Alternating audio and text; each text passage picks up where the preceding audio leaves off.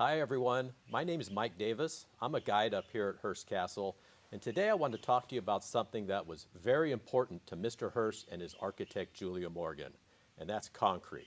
Concrete is everywhere, from the sidewalk I'm standing on to the building behind me.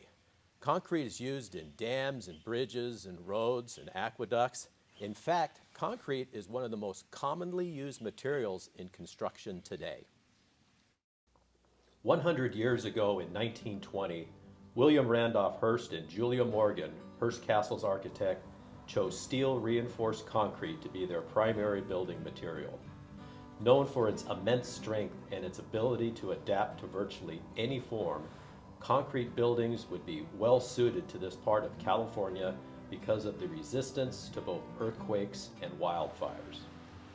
Concrete is very versatile. By pouring concrete into molds, artisans can create sculptures and decorative motifs. Concrete has been used in construction for thousands of years. The first ancient culture to use concrete on a grand scale was the Romans. Completed in 125 AD, the Pantheon in Rome has the largest unreinforced concrete dome ever built.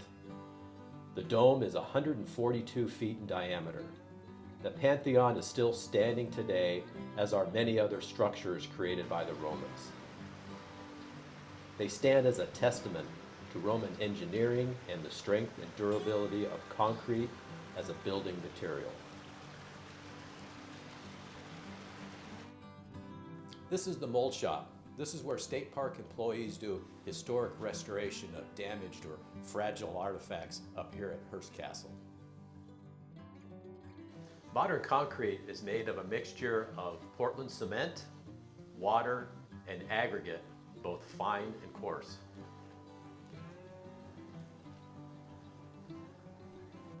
The key to successful and durable concrete rests in the careful mixing of the aggregate, water, and cement in the correct proportions. Let's try making concrete ourselves. Now remember, make sure you have proper adult supervision and stay safe.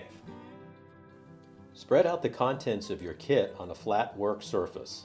Before you get started, be sure to put on the provided gloves, face mask, and eye protection.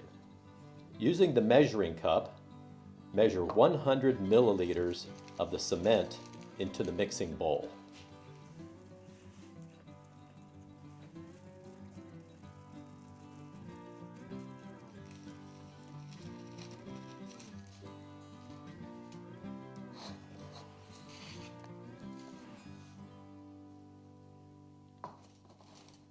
Next, measure 200 milliliters of the sand aggregate into the mixing bowl. Don't be surprised to find extra ingredients in your bag.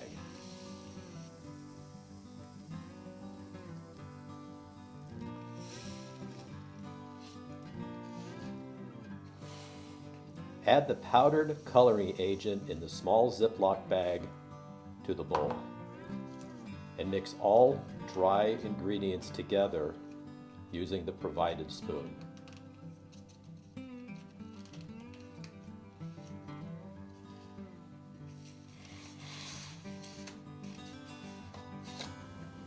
Use the measuring cup to pour 85 milliliters of water into the mixing bowl.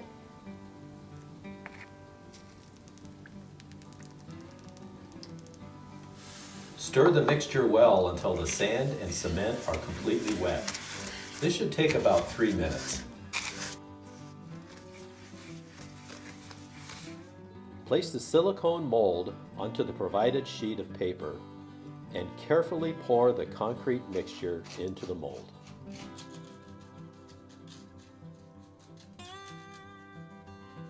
Keep pouring until the concrete is level with the top of the mold. And try not to let the concrete mixture spill over the top of the mold.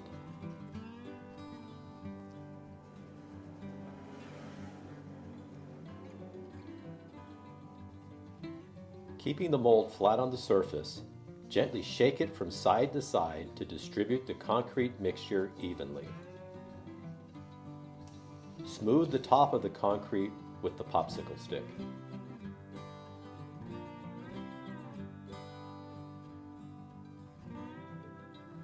After a few minutes, sprinkle some of the coarse aggregate over the top of the concrete and press the aggregate down with the flat side of your popsicle stick.